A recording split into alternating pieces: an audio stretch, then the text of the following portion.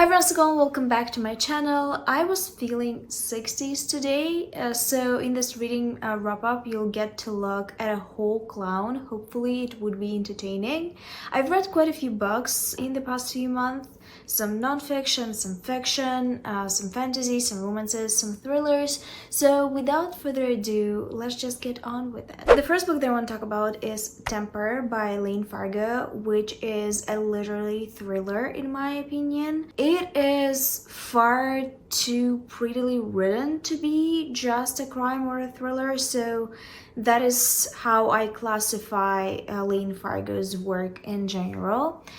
It is about the very dramatic, the very complex world of theater, and it follows a young woman named Kira that is a wannabe actress.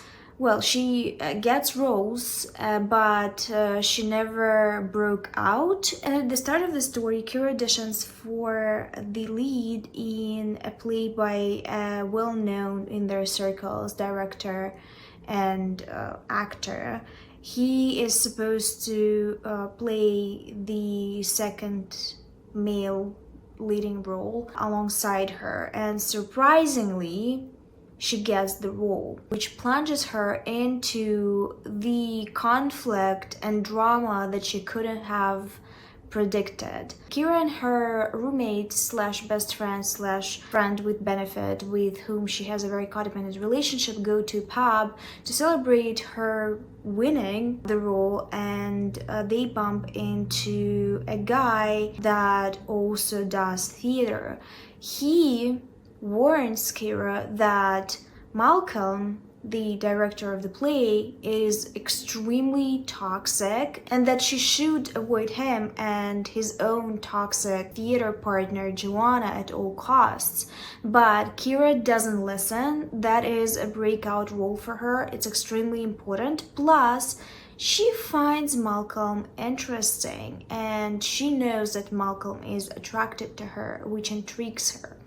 It is a very toxic, very codependent, a pit of snake type of mess of a novel, and it is quite long, so it is not particularly fast-paced, but it definitely is worth it because of the way Layne Fargo weaves this story. There were so many characters that at the end turned out to be related in some way, not familially or blood related, but knew each other, and it was a revelation.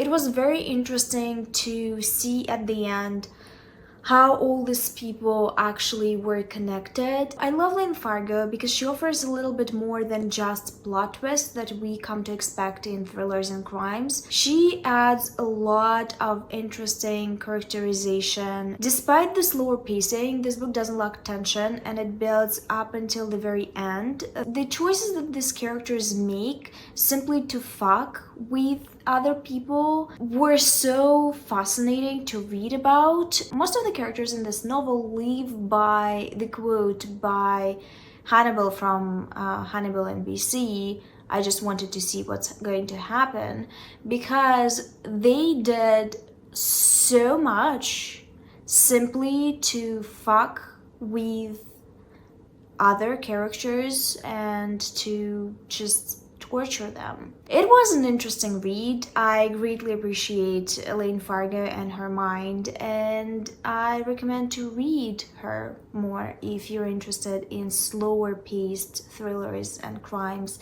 that do have tension still. Something a little bit more lighter, but not too light, The Love Conspiracy by J.J. Arias. This is a romance, but the meet cute and the whole premise is not particularly fun. I assume people would not want to be in this kind of situation. I definitely wouldn't want to be. This is a story about a high-status lawyer in her 40s named Veronica that is confronted by the realization that her husband is cheating on her. Not just cheating on her with one woman, not just simply cheating with a mistress. He is building multiple relationships with multiple women at the same time and is promising them a future. Veronica naturally is very upset. She trusted this man. She spent her whole youth prioritizing him and his desires. She decided to not have kids because he didn't want them. And now she is basically told that she was married to a liar that was disrespecting her this whole time. She doesn't really understand why he did this to her, why he not only decided to cheat on her, but also disrespected her in many other ways by actually building committed relationships outside of their marriage. So she wants to confront one of the girls that she knows is in a relationship with him. The girl is Ali. She lives in Miami. She is a yoga teacher and she devastatingly is much younger than Veronica. Veronica comes to Ali's yoga class and after the lesson she confronts Ali about Gabe. It turns out that Gabe promised Ali a commitment ceremony. Ali was confident that Gabe was there for her, that he was loyal to her and that he was single prior to dating her and asking her to be his fiance. So she is just as much as Veronica is Gabe's victim and she is furious. So they both decide to stake Gabe out and figure out which other women are also a part of his con and if they need to be warned as well or they are in a consensual relationship with a cheater and a married man. So they spend a lot of time staking out Gabe and his girls, and along the way they fall in love with each other. This was a very interesting romance because it had enough conflict in it to keep me interested, and I often struggle with low conflict romances. We know that. I don't like it. I don't like fluff. I need dramatic, angsty things, or I need adventures and high stakes. And this book definitely had both high stakes and an interesting conflict-heavy premise. For Veronica, this was an opportunity to reinvent herself, but she also struggled with spending so much time on the man that betrayed her. She struggled with the idea that she lived a life not for herself, but for someone else, and that now she doesn't even get to get this someone else, to live her life with this person. So she was grieving the previous relationship and grieving the person that she thought she knew. It was very angsty and quite sad. But there was also this light at the end of the tunnel because she met Ali, and Ali is just a very beautiful, positive person that added a lot of light into her life. Ali obviously struggled with this as well, but her relationship was shorter and she spent less time on Gabe in general. So it was a little bit easier for her, but there's also an element of an age gap that prevents this relationship from happening immediately. They actually do ponder about the age gap. It is an actual conflict in the romance. Ali also isn't sure that Veronica is sure because Ali is bisexual. She's been with women before, and Veronica only now discovered that she could be attracted to women after a long relationship with a man. This was so interesting. There were so many details about them and their past and their relationships, and I found the whole premise also obviously very fascinating. I was very engrossed. I really wanted Gabe to get what he deserves. He does get what he deserves. It's a perfect contemporary romance for me because there is enough conflict. The premise is interesting, but the relationship itself between Veronica and Ali is full of chemistry and there are so many lovely moments. The banter is incredible. I really love this. It is one of the surprising new finds from J.J. Arias. I will read more from this author because I do have luck with her. Most books that I've read from her I enjoyed. Moving on to nonfiction to break up the genres a little bit. Class, a Memoir of Motherhood, Hunger, and Higher Education by Stephanie Land. I read it. I loved it. This is the author that wrote 𝕊𝕆𝕀𝔸𝕃, a non-fiction book that was adapted into a Netflix TV show, I think in 2021. And if you have not seen that show, I highly recommend. It's one of the most realistic and frank portrayals of poverty, in my opinion. It was devastating, it was well acted, it was extremely emotional. I really loved the TV series, but I didn't really want to read the book because I already saw the show and I knew the story. So I picked up her other nonfiction book, Class. 𝕊𝕆𝕀𝔸𝕃 talks a lot about parental neglect, about assault and abuse in romantic relationships. It also talks a lot about sharing the custody of your child with your abuser. It's the huge plot of The Maid and it's the focus of that part of the story. Class also mentions those topics because these two works are interconnected, but it focuses more on the topic of acquiring higher education as a poor, underprivileged person. And specifically in Stephanie Land's case, as a single mom with very limited earnings and with some complicated custody agreements. So this was a very interesting read. I love Stephanie Land's voice and I would actually really love to read something else from her. She brings up a lot of interesting thoughts to conversate about. If you want to make this book your book club book, I think it's gonna be a great choice. She really knows how to bring up the nuances of the topic. There were some things in this novel that I think a lot of people are going to be judgmental about, but it was really hard to be judgmental when you read from her point of view. Specifically, I think some people will criticize her for wanting a second child while she struggles to provide for the first. I struggled with this idea as well a little bit, but I had to check myself and I think she successfully led me to that. I cannot judge her for wanting good things for herself. She is very clear in this book that she loves being a mother, though it is a difficult job for one person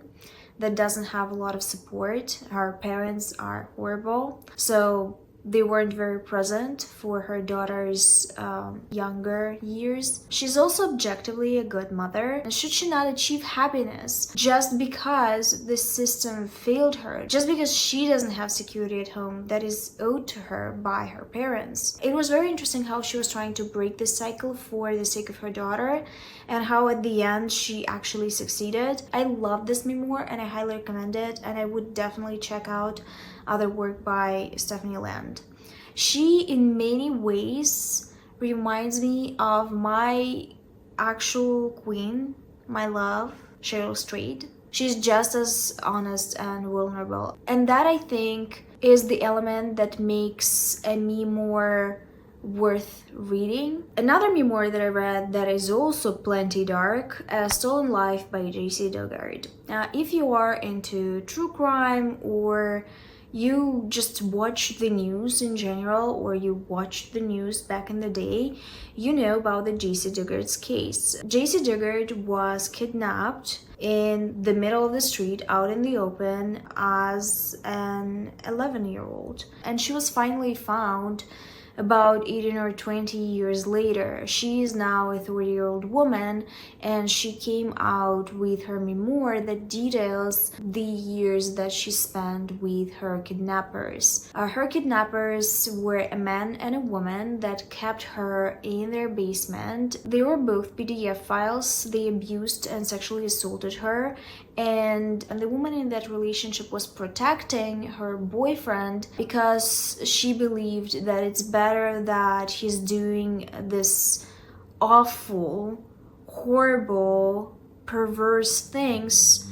to this child, so he won't do these things to other children. So Jaycee, in their eyes, was a sacrifice. The kidnappers also believed that some evil spirit is possessing this guy's body, and that what he wants and what the voice in his head tells him is not the real him, that he's actually a beautiful, wonderful person, is that he is corrupted. It is a horrible book. It's extremely raw and honest, and it's not terribly written, but it's extremely difficult to read because Jaycee Dugard actually gets into the details of the things that they've done for her. I think what Jaycee explained very well in this book, without actually intending to do it, is explaining how warped your mindset gets when you live with abusers, and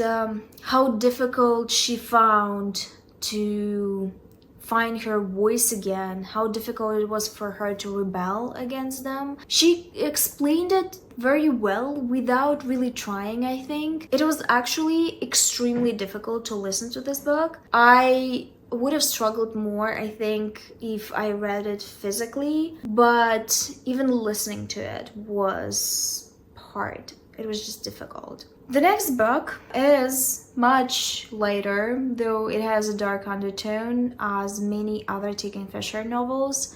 It is Bryony and Roses by Kingfisher, and this story is one of the many novellas by Kingfisher that retell popular fairy tales. This one is a retelling of Beauty and the Beast. I think it's very easy to tell from the title. This one has a very gothic feel to it. It's still a fantasy, but it's a weird, delightful mix of gothic and fantasy. So gothic fantasy. I feel like it describes Kingfisher work very well. The story is about Bryony. She is a merchant's daughter who lost all his fortune and had to move to a smaller village with his many daughters. He died from an illness, and they three were left on their own to figure out how to survive in the world. They started keeping animals and planting vegetables and going to the woods to find food for themselves. Bryony, out of the all sisters, is the most practical one and the one that possesses most survival skills, so she often goes to the woods alone to figure out their future meals. And on one of those excursions, she gets into a very violent snowstorm and has to crash at a very beautiful mansion that she'd never noticed before. It's both creepy and gorgeous at the same time, but Bryony is very grateful for the shelter and for the food that magically appears in the room that she'd chosen for herself. She then is introduced to the owner of the manor, who is, of course, the Beast, and he tells her that he's not going to let her go. She has to stay with him in the manor and care for his garden. In exchange, not that Bryony has a lot of choice, Beast promised her a lot of money so her sisters would be taken care of. She agrees, and they start living together and getting to know each other. Bryony isn't aware of all the secrets of this house, and she slowly starts to discover them, including the identity of the beasts, the magical things that are ever present in the manor and the source for them. This is so gothic, so deliciously gothic. The villain is so cool, the atmosphere is so cool. It's definitely a darker twist on the fairy tale. The original fairy tale is already pretty dark, and many nations have different variations of it. This one stays true to the original versions, as many Kingfisher's novellas do usually. They are not Disney retellings, and Disney has little to do with it, which is great. I love this. I love Kingfisher's writing style, I love her brain, I love the atmosphere that she creates in her stories, I love her characters. Bryony is so competent. She's such a wonderful female character.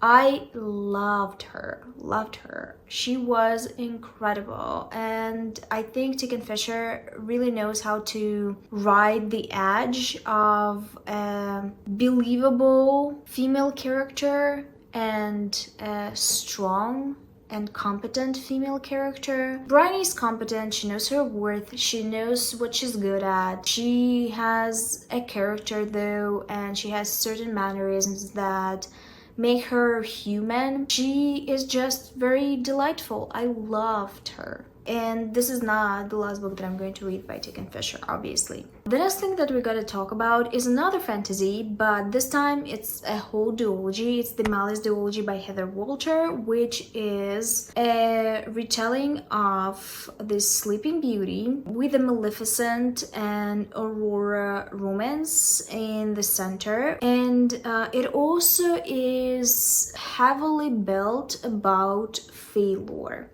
This is one of the best fantasy romances I've ever read. It was so addicting. I needed to know what's gonna happen. It also wasn't cheesy. It had such a wonderful and vast and detailed world building. The lore of the story is absolutely worth it. I loved how the conflicts were built up. I loved that the relationship wasn't simple, it wasn't fluffy, it was very complicated because those two women are on different sides, and the fact that they have romantic feelings for each other doesn't make it easier, it actually makes it more complicated. In the story, the Maleficent character is named Alice. She is a young woman that is an outcast in most ways in her kingdom. She is the Dark Grace. Graces are humans that possess some form of Fae power, and they are obligated to serve the people in the kingdom by making potions that are going to simplify their life. And while other graces give people beauty and talents and eloquency, Alice can only curse them. So people that come to her come with a malicious intent, and they also despise her despite using her services. She doesn't feel wanted or respected in her kingdom, and the only thing that she wants is to run away, but running away is forbidden to graces. They are there to serve the people of the kingdom and the king and queen. The people in their kingdom hate Alice because she represents something tragic. She is half 𝕊𝕆𝕀𝔸𝕃, which is a type of dark fae, which back in the day, a long time ago, cursed all the women of the royal blood to die at a certain age if they don't find their one true love. They have to kiss their one true love or they're going to wither. The Princess Aurora is the next one in danger. All her sisters died already, and she's desperate to find a cure. Well, she wants to find something that is going to cure her without needing to kiss anyone. Her parents are throwing men at her and hoping that one of them is going to stick. One day, Alice is asked to come to the ball and she gets to meet Aurora, and they find a lot in common. They find kinship in each other, they're both misunderstood. So they start hanging out more, and they start thinking about ways of breaking Aurora's curse. But of course it can't be this easy, and they encounter a lot of obstacles on their way, and they have to figure out the intricacies of politics that are happening in the background, the actual lore that happened in the past, figure out the secrets that are hidden from them, and not lose each other on the way there. It also had so many plot twists. It was so fast-paced in a good way.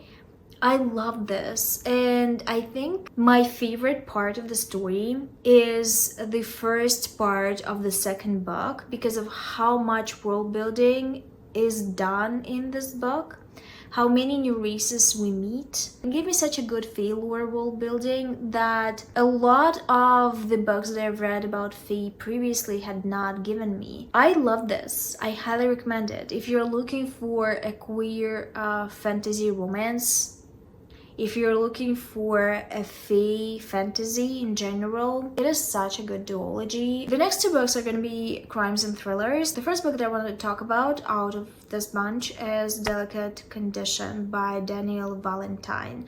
And this was such an interesting, such a creepy and unsettling premise. I got invested immediately. The story is about Anna, who is an actress that suddenly in her 30s experienced a surge of popularity. She was trying to gain momentum for a while, and only now in her 30s she finally got it. A lot of people are talking about how she aged out of acting and that there is no place for her in the acting world. She's very concerned about her career, but she also really wants a baby. She wants to be a mom. And she struggles with being positive about it because she is older and she's worried that she's not going to carry the baby to term. The story truly is just about anxieties that follow women that are invested in motherhood. She's so paranoid about it that she starts thinking that someone wants her to not have the baby, and that someone is interfering with her life so she will not get pregnant. And then when she got pregnant, she started thinking that this person wants her to lose the baby. She just struggled a lot with this idea of possibly not being a good mother and possibly failing her child and not being able to carry this child to term and protect it. It was difficult to read at times. She was very emotional about it. It was also very, very scary at times. And as a person that is not particularly connected to motherhood, I still felt a lot of the things that she felt. But I think at the end of the day, this ending ruined the whole thing for me. I think some people are going to love it and some people like me are going to hate it. If that sounds intriguing, pick it up. I just thought that the ending was such a cop-out. It was so... like, some things were definitely interesting, but the final revelation was dumb. I hate this kind of ending. It's so woo-woo. I still appreciate a lot of the descriptions, a lot of tension setting. The descriptions of the way she saw her baby when she thought that the baby was cursed and possessed was so out there. Honestly, if not for that ending, I would have given this book much more. And the last book of this video is The Last Word by Taylor Adams, which is another thriller, and with this one I had a completely different experience. A whole flipperoo. I didn't like it at the start. I thought it was so simplistic and is definitely not Taylor Adams quality. I love one of his other books. It was on my favorites in 2023. But as I got more and more invested and as I got further and further into it, I actually started loving it more. I think at the end I gave it 4 stars. He definitely nailed his plot twist, he nailed the characterizations. I think after reading 2 of his books, he definitely has patterns that if I'm going to see in his 3rd book, for example, I'm gonna get disappointed with him and cool down on him a little, because I can tell that there are certain things that he likes to talk about, that he likes to include as plot twists, and that work once, but they won't work twice or thrice. So that's just an overview of the book. Let me tell you a little bit about the plot. The story follows a woman named Emma who takes a job as a house sitter at a remote beach town for a lovely lady that only lives in that house seasonally. Emma is grieving a relationship with a person that she believes understood her like no one else. She is a voracious reader and she's trying to take her mind off the grief and that relationship by reading trashy Amazon thrillers, like edgelord bad thrillers, to pass the time. Her neighbor on the other side of the road that she communicates with by writing down things on paper or gesturing to him tells her to read a novella by an author named King on Amazon. But when she reads the whole thing, she is disgusted. It's the worst piece of fiction that she's ever read. It's very edgelord, it's very bad horror, and she leaves a very unflattering review on the Amazon page with 1 star. The author reaches back to her and starts replying to the review, stating that Emma was not making an honest attempt to read the book and that she's literally wrong for finding his book bad. So the usual nonsense that we actually experienced in the book community. Those things happened in the past. They go back and forth a little bit, but Emma starts worrying that the guy is actually a weirdo and might do something to her, so she stops communicating. And then odd things started happening in the house. She's very concerned. She doesn't know if that's just her imagination or someone is really stalking her.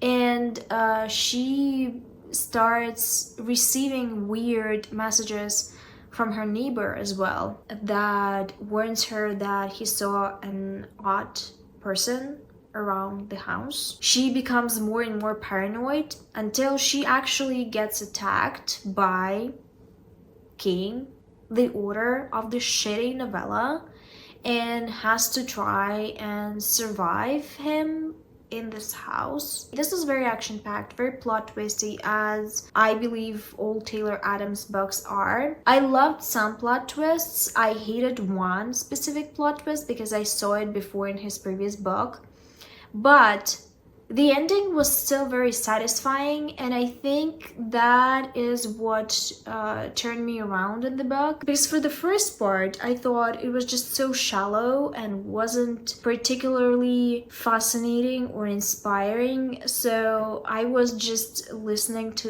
it on autopilot. But it really got much better in the last 50%. I also loved that we got a little bit deeper with Emma and who she is as a character, into her past, into her relationships. I really enjoyed that part as well. I thought it was a successful thriller, but I really want to read another one by him and see if I'm going to encounter another set of plot twists that I saw before. Regardless, I give this book 4 stars and I think it's worth it, but you really need to warm up to it slowly. Alright guys, so this is it for this video. I have more to talk about, but I think I'm going to leave it for the next reading wrap-up. In the comments down below, tell me about a book that you read recently that you really enjoyed, or the book that you read recently and you really didn't like. Thank you for watching this video. I hope you enjoyed it, and I will see you soon with another one, but until then,